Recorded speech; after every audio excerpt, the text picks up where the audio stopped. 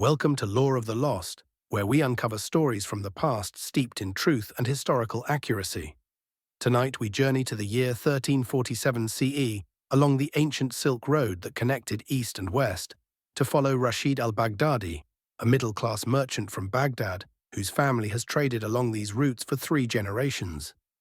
Like thousands of others, Rashid carries precious goods across thousands of miles of desert, mountain passes, and political boundaries that shift like sand dunes in the wind.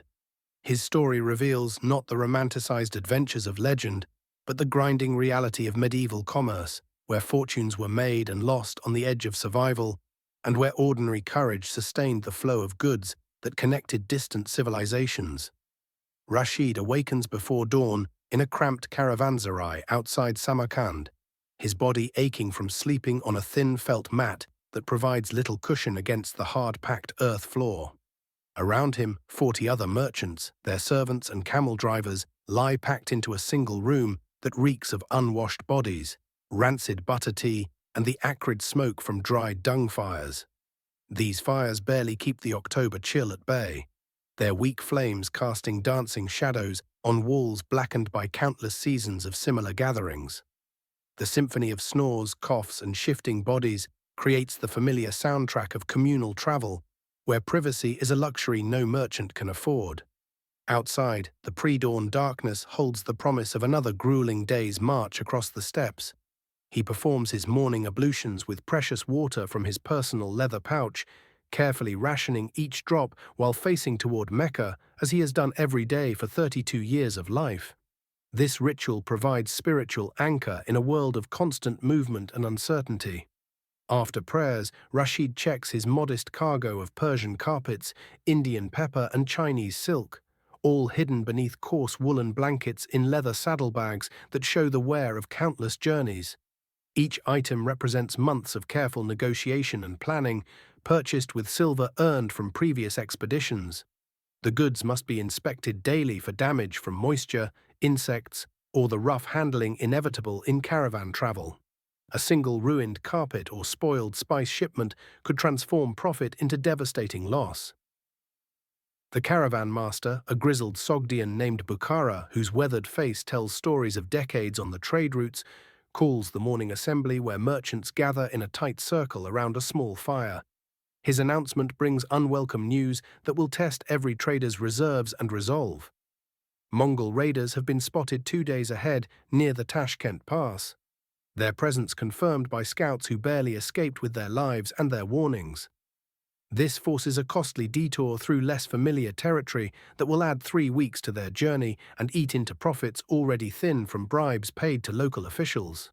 The alternative routes offer their own dangers, but the choice between possible bandits and certain raiders is no choice at all for experienced merchants who understand survival comes before profit. Rashid carefully counts his remaining silver dirhams and copper fills, the coins worn smooth from handling and marked with the seals of various rulers whose domains he has crossed. His weathered fingers move quickly through mental calculations, determining whether he has enough to pay for additional guards, extra provisions for the longer route, and the inevitable taxes demanded by tribal chiefs whose territories they must now cross. Each coin represents security, but also the difference between completing the journey and being stranded in hostile territory. One miscalculation could leave him without resources to reach home, or worse, vulnerable to those who prey upon desperate travelers. The mathematics of survival allow no room for error in these calculations that determine life and death. As the caravan loads up in the grey pre-dawn light, Rashid helps secure his 2 rented camels with the practiced efficiency of someone whose life depends on these animals' well-being. He checks that the leather straps haven't cracked in the dry air that splits hide like parchment and ensures the wooden pack saddles distribute weight evenly across the camels' backs.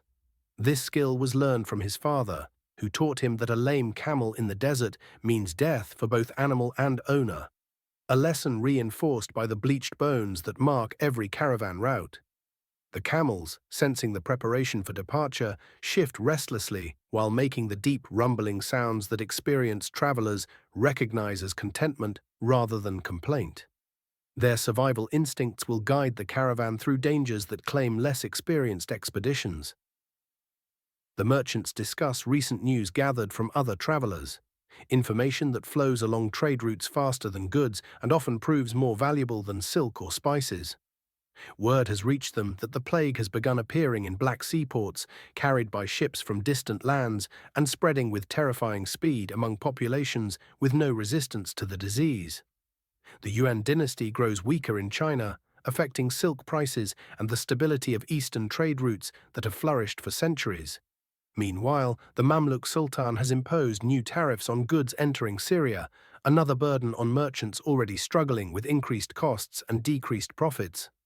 Each piece of information represents potential fortune or financial ruin, depending on how quickly and cleverly a merchant can adapt his plans to changing circumstances across the known world.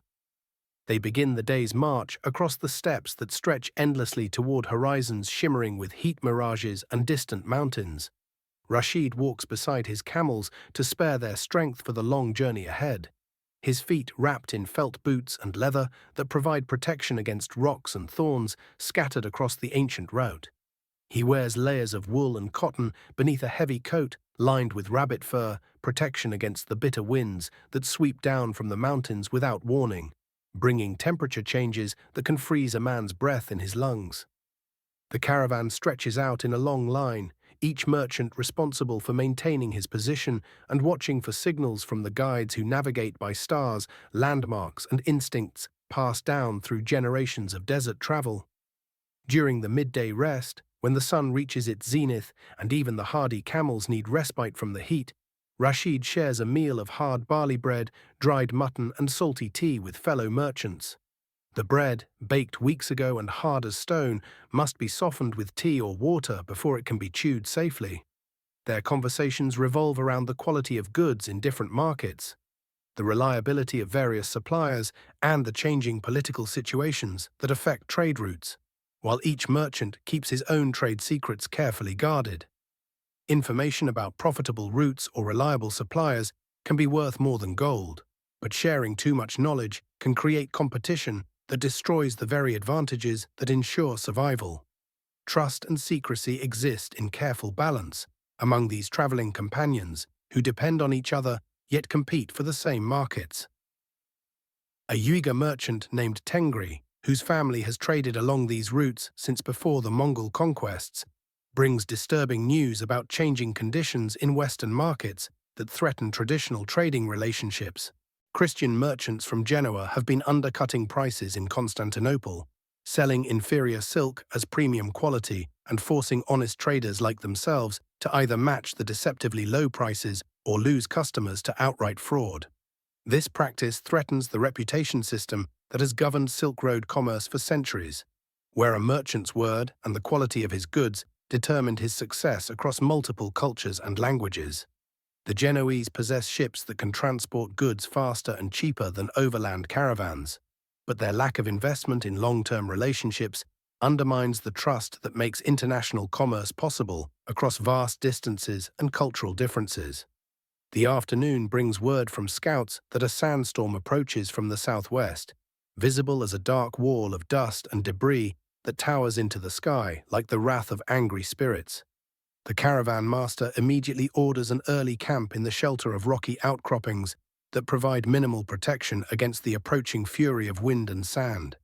They hobble the camels and cover the goods with thick felt, working frantically to secure everything before the storm arrives with its blinding, choking embrace. Despite their precautions, sand infiltrates everything, finding its way into food, water containers, and the most carefully sealed packages. Experienced travelers know that fighting the desert is futile. Survival depends on enduring its moods with patience and preparation, while accepting that some losses are inevitable in this harsh environment. During the storm that howls like demons across the steppes, Rashid huddles in his tent made of yak hide and felt, sharing warmth with 3 other merchants while sand rattles against the walls like thrown pebbles. They tell stories of successful trades and lost fortunes, each tale serving as both entertainment and education for surviving the treacherous business of long-distance commerce. These stories preserve the collective wisdom of generations of traders who have faced similar challenges and either triumphed or perished in the attempt. The older merchants speak of routes that no longer exist, of cities that have fallen to war or plague, and of fortunes made from single expeditions that set families up for generations. Their words carry the weight of experience earned through hardship that younger traders ignore at their peril. When the storm passes and the air clears enough to see beyond arm's length, they discover that two camels from another merchant's string have wandered off despite their hobbles, their tracks already obscured by shifting sand. This leads to a day-long search that costs precious time and water, while vultures circle overhead in patient anticipation of the desert's next victims. The missing animals represent not just financial loss, but potential catastrophe for their owner, who faces the choice between abandoning valuable goods or overloading his remaining camels beyond their capacity to survive. Search parties spread out across the landscape, following faint traces and hoping to spot the animals before they die of thirst or fall prey to wolves. The successful recovery of one camel provides small consolation for the loss of the other, whose carcass they find picked clean by scavengers that waste nothing in this unforgiving environment. Rashid tends to a minor cut on his camel's leg using a mixture of salt and sheep fat, skills essential for any merchant who cannot afford to lose animals that cost more than most people earn in 2 years. The wound, caused by sharp rocks during the storm, could become infected and lame the animal if not treated properly with the limited medical supplies available on the caravan. He reflects on the dozens of camels he has seen die from injury, exhaustion, or disease during his years of trading, each death a reminder of how quickly fortune can change in the desert. The relationship between merchant and camel transcends simple ownership. These animals are partners in survival whose health and strength determine whether their human companions live or die. Proper care requires constant vigilance, knowledge passed down through generations, and the ability to make hard decisions when treatment fails and mercy becomes the kindest option. They reach a small oasis town where date palms provide blessed shade and fresh water bubbles up from underground springs that have sustained life in this spot for thousands of years. Rashid negotiates with local Turkmen chiefs for safe passage through their territory, offering gifts of pepper and silk while carefully avoiding any display of wealth that might encourage robbery rather than cooperation. This delicate balance between showing respect and maintaining safety requires diplomatic skills as important as any commercial knowledge. The chiefs, weathered men whose authority comes from their ability to protect or threaten travelers, evaluate each caravan for its potential value and the strength of its guards. Too little respect invites attack, while too much generosity suggests weakness and hidden wealth that could be taken by force rather than negotiation. In the town's modest bazaar, where merchants spread their goods on carpets under makeshift awnings, Rashid sells 2 carpets to a local merchant for less than their worth in Baghdad's sophisticated markets. The quick sale provides desperately needed cash for provisions and eliminates weight from his caravan, demonstrating the constant calculations merchants must make between profit and practicality. Every decision involves multiple factors: the cost of transport, the reliability of future markets, the condition of pack animals, and the security situation along planned routes. Sometimes accepting a smaller immediate profit proves wiser than gambling on better prices in distant cities that may never be reached. The local merchant, understanding his advantageous position, drives a hard bargain while maintaining the courteous facade that governs commercial relationships across cultural boundaries, where conflict could prove fatal for all involved. He purchases supplies for the next leg of the journey, selecting items with the careful attention of someone whose life depends on making correct choices with limited resources.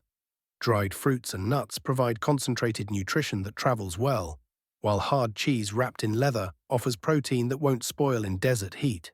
Most importantly, he buys extra water skins, knowing that the liquid they contain is more valuable than gold in the waterless stretches ahead. While shopping, he listens carefully to gossip about which routes remain safe and which have been compromised by bandits or political upheaval that can change overnight.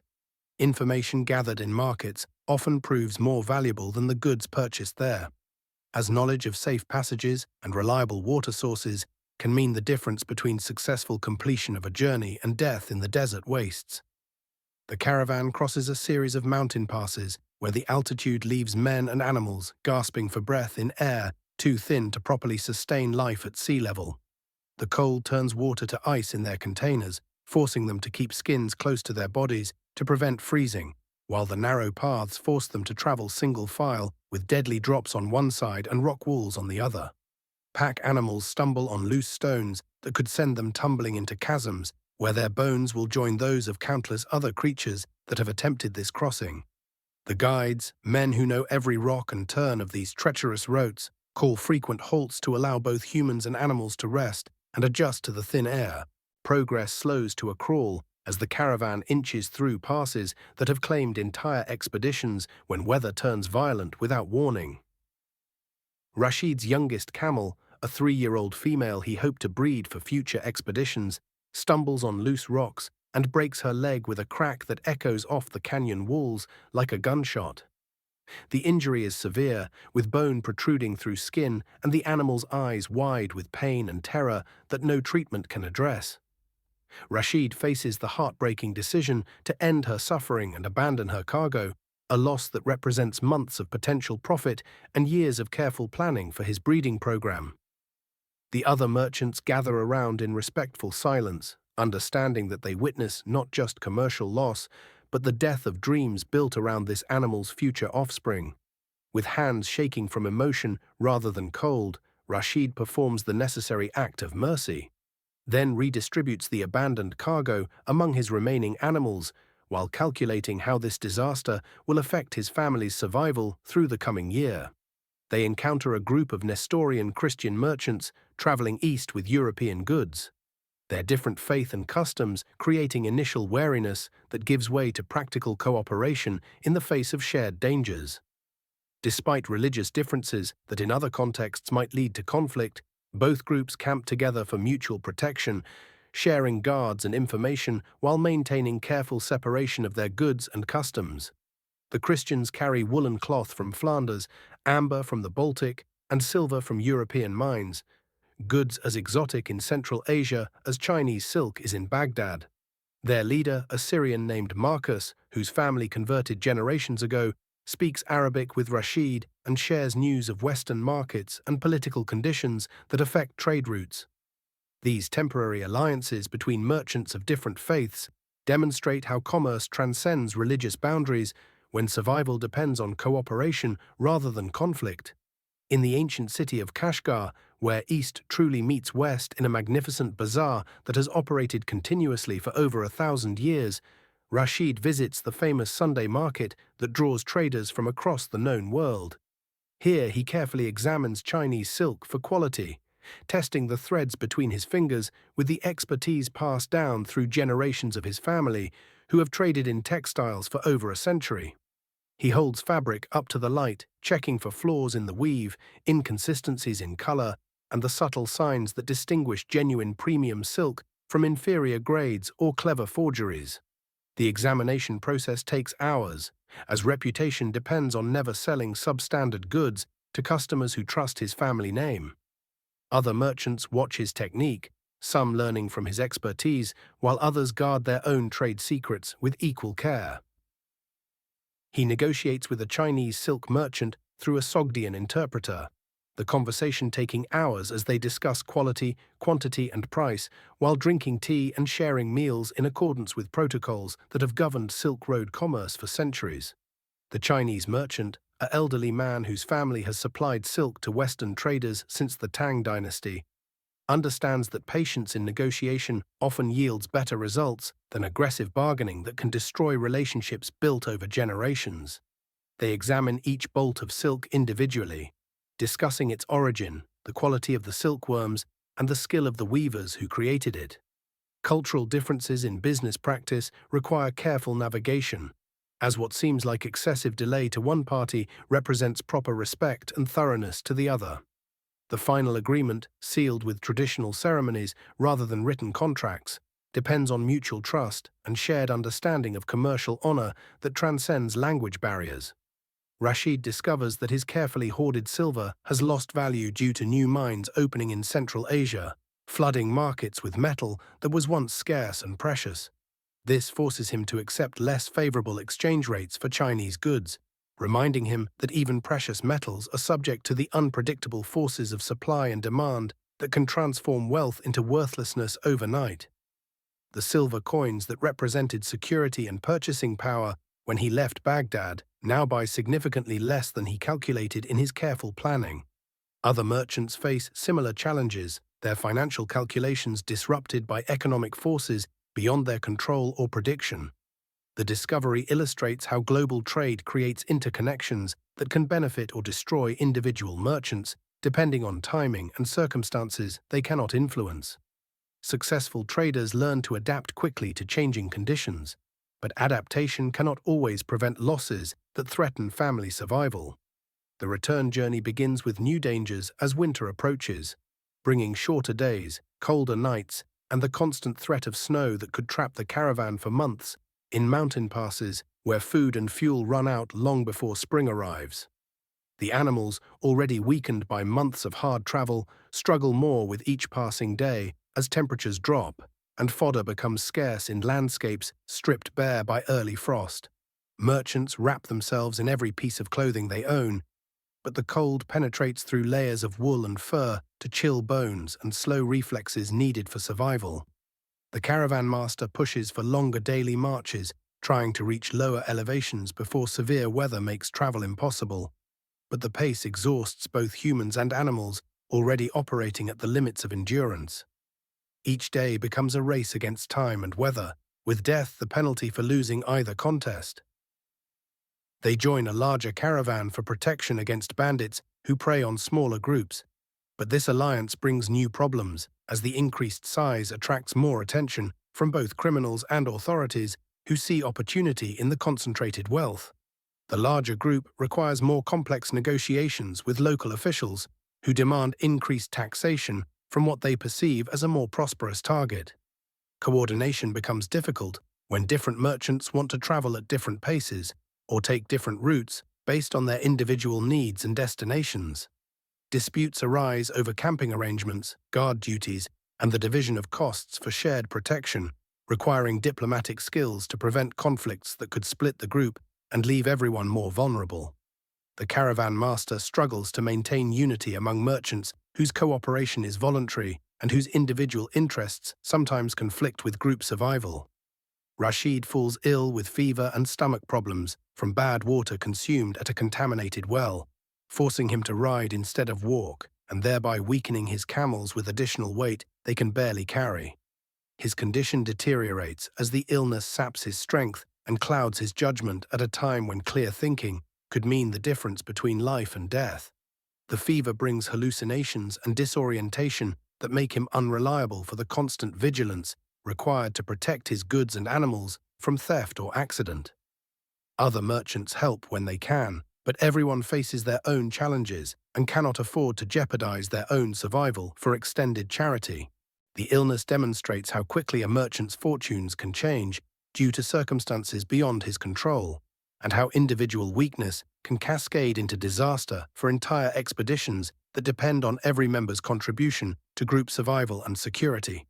A trusted partner helps manage Rashid's goods while he recovers, but this dependence on others creates anxiety about theft or mismanagement that adds psychological stress to his physical illness.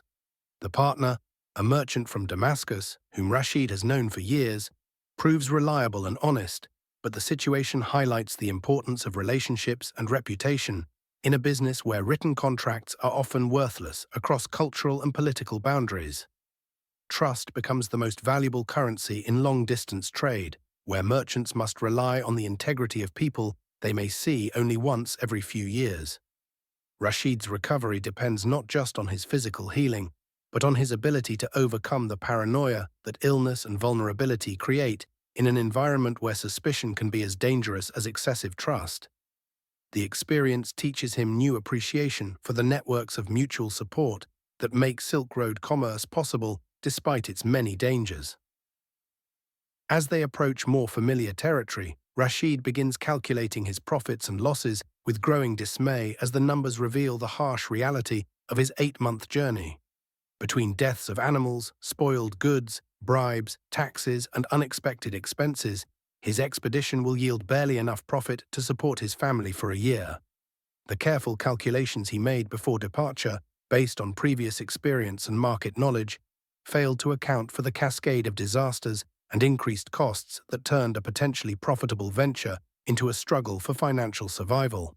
Other merchants face similar disappointments, their own calculations revealing losses that threaten to bankrupt families depending on their success. The mathematics of long-distance trade allow little margin for error, and the accumulation of small setbacks can destroy the profits that justify months of hardship and risk. Success requires not just reaching destination markets, but doing so with goods intact and expenses controlled within narrow limits that leave no room for bad luck. The caravan reaches the outskirts of Baghdad, where familiar landmarks and the scent of the Tigris River provide emotional relief after months in foreign lands, where every sight and sound carried potential threat. Rashid must pay final customs duties to Abbasid officials whose bureaucratic requirements consume another day and more of his dwindling profits.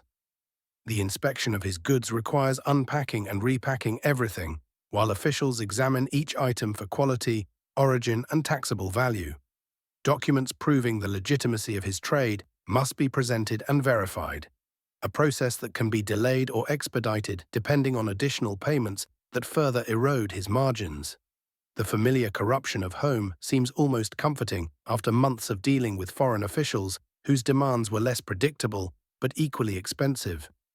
The city walls that once seemed confining now represent safety and the end of a journey that tested every aspect of his endurance and skill.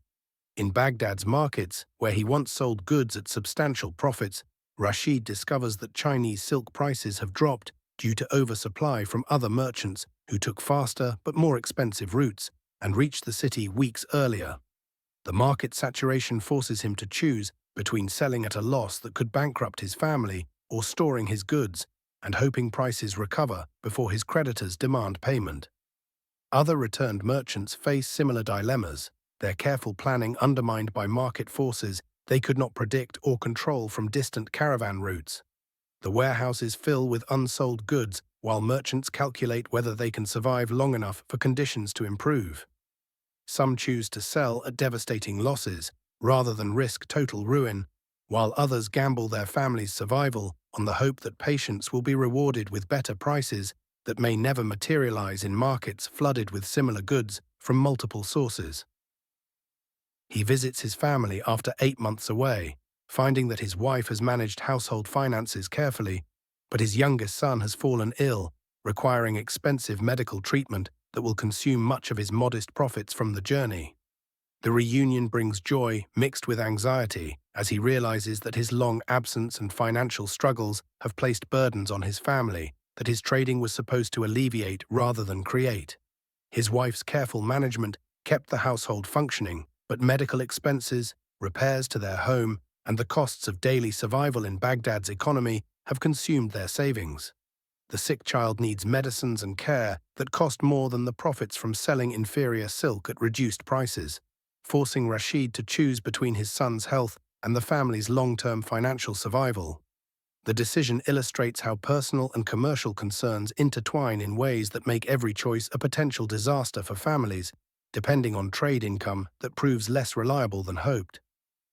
Rashid meets with other returned merchants at a local coffee house, where the aroma of roasted beans and the familiar sounds of Arabic conversation provide comfort after months of foreign languages and customs. They share stories of their travels while carefully assessing market conditions and planning future ventures. Their conversations revealing both the camaraderie and competition that defines the merchant community. Each trader guards his most valuable information while sharing enough to maintain relationships that could prove crucial for future partnerships or market intelligence. The discussions reveal common patterns of loss and disappointment, but also the stubborn optimism that drives men to attempt journeys that rational calculation would discourage. Plans for future expeditions begin forming despite current losses, as merchants convince themselves that experience gained from failure will lead to success in subsequent ventures that may prove equally challenging and unprofitable. As winter settles over Baghdad and the trading season ends, Rashid spends his days maintaining equipment that shows the wear of thousands of miles across hostile terrain. He repairs saddles, replaces worn leather straps, and cleans sand from every piece of gear that must be ready for the next expedition if his family is to survive. His relationships with suppliers and customers require constant attention, as reputation in the merchant community determines access to credit, quality goods, and reliable information about market conditions. He teaches his eldest son the skills needed for the merchant life, passing on knowledge gained through years of hardship and occasional success. While wondering whether he should encourage or discourage the boy from following a profession that offers freedom and potential wealth at the cost of constant uncertainty and danger. The lessons include not just commercial techniques, but the psychological resilience needed to survive repeated failures and continue gambling everything on the next journey's uncertain prospects. Reflecting on his recent journey while planning the next, Rashid embodies the reality of most Silk Road merchants who were not the wealthy traders of legend, but middle-class entrepreneurs who risked everything for modest profits that barely justified the hardships endured. His story reveals men who faced constant dangers, uncertain markets, and the knowledge that each journey might be their last, yet continued trading because alternatives offered even less security for their families. The romantic image of Silk Road commerce obscures the grinding reality of merchants who succeeded through endurance rather than adventure, whose courage lay in accepting routine hardship rather than seeking dramatic confrontation. Their persistence connected distant civilizations not through grand gestures, but through the accumulated weight of thousands of individual decisions to continue despite losses, setbacks, and the constant possibility of failure that made success meaningful when it occasionally occurred. The life of merchants like Rashid reveals the true nature of Silk Road commerce as a grueling test of endurance, skill, and luck that connected distant civilizations through the daily courage of ordinary people willing to cross impossible distances for the chance to provide for their families. Their stories demonstrate that historical change often results not from the actions of kings and conquerors, but from the accumulated efforts of middle-class entrepreneurs whose individual struggles created the networks of trade and cultural exchange that shaped medieval civilization. The goods they carried were less important than the connections they maintained between societies that might otherwise have remained isolated and ignorant of each other's achievements. Their legacy lies not in great fortunes accumulated, but in the persistence that kept trade routes open despite wars, plagues, and political upheavals that repeatedly threatened to sever the links between East and West. Perhaps if fortune smiled and markets improved, some might even prosper enough to justify the risks they accepted as the price of their chosen profession.